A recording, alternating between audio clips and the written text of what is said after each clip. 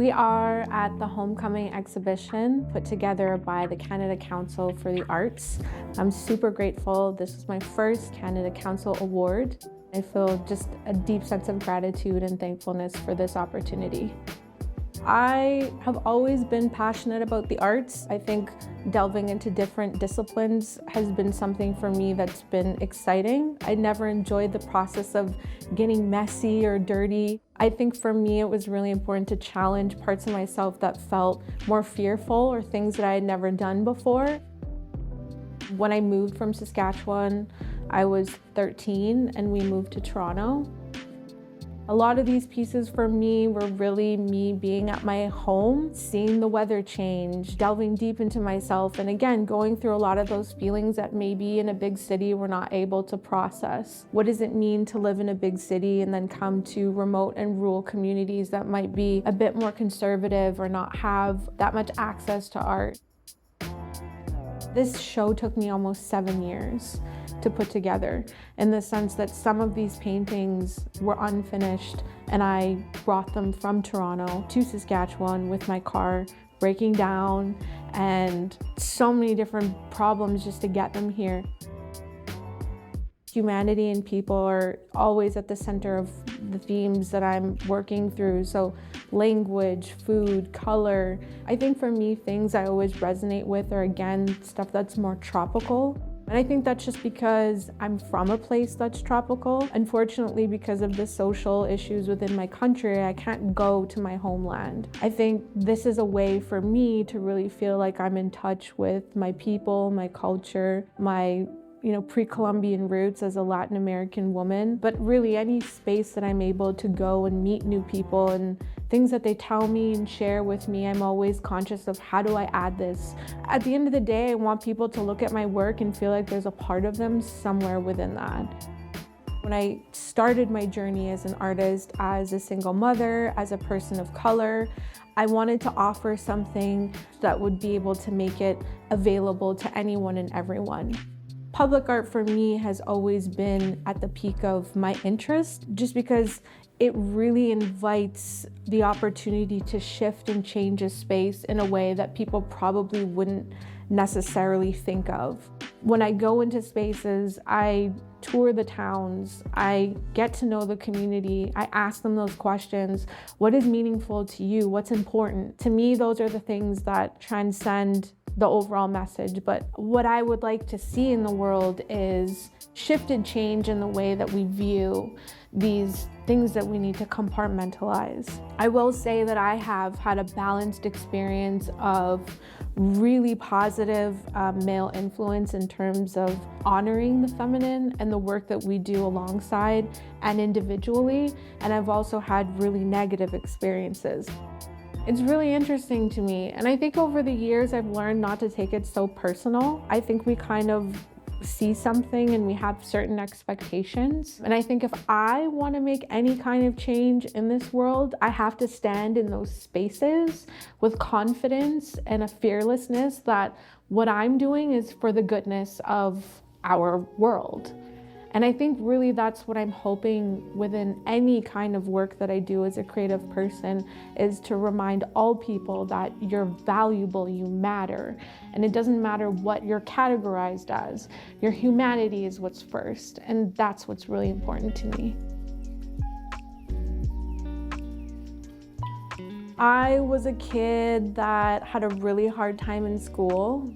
Growing up here in Saskatchewan was very challenging being a brown person. I oftentimes wasn't a part of the conversations or popular or accepted.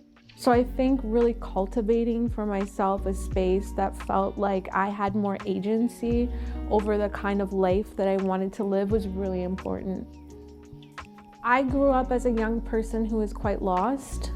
For me, art is a therapy. I really appreciate having the ability to take things that are within my body, within my energy space, within who I am, and manifest those into a physical form. A lot of my artwork comes from, I would say, my subconscious. They are manifestations of parts of myself that are maybe unhealed, that I'm hoping to bring clarity to, peace, love, nurturing. I focused on the matriarch in a lot of different ways, the mother figure. What does it mean to be a mom, a grandmother, a daughter? And really combining those two worlds of what is graffiti and street art and what does that mean to match it with nature. To kind of settle into those two different worlds and be one with those worlds that I think for a long time were a bit conflicting for me. A lot of my work is very bright and colorful. I think people associate color with being happy.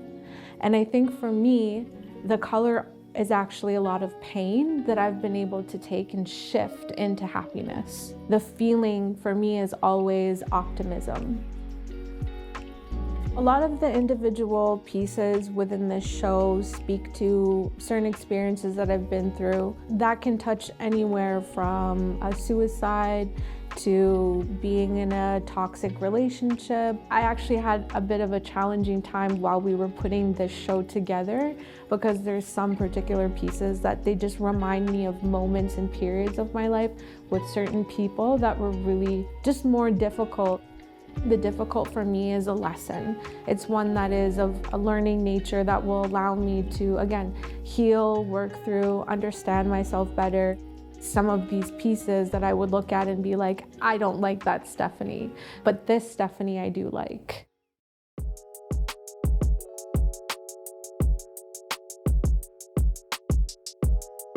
I think it's really important to step into things that feel uncomfortable and embrace there's beauty in that because we grow. You're never gonna be in an uncomfortable situation and feel good. Someone else's route that might seem normal doesn't have to be your normal. And that's the beauty of life.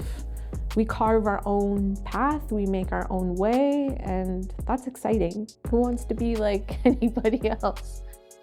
It's a responsibility, I feel, for myself to continue that shared experience of how can I give back to young people who are deserving of that. I think things are already hard and we don't need to make them harder, especially for young people. The one thing that I will tell any young person is listen to your intuition, your gut. Don't let things sway you. Don't let other people tell you what to do, how to feel, what to think. Just trust your gut. And I think that is in any situation when someone is deciding, do I want to be a doctor? Do I want to be an artist? Do I want to be a lawyer? Do I want to be an engineer? Whatever it is, I don't care. Trust yourself, because everyone in this world has their own idea of who they think that they need to be. And you're always going to have projections of other people's ideas. But I think when you learn to trust yourself and honor that, then you can start thinking about what are the most practical ways that I can make this come to fruition. You know, when you trust yourself more, you can be more informative about those bigger decisions as a creative person where you want your artistic path to take you.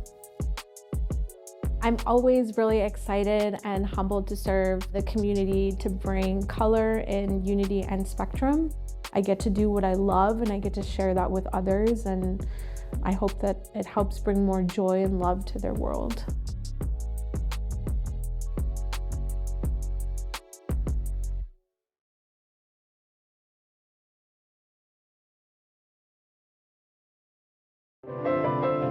Are you an artist who's interested in appearing on maxTV Local? Let us know at SaskTel.com/local.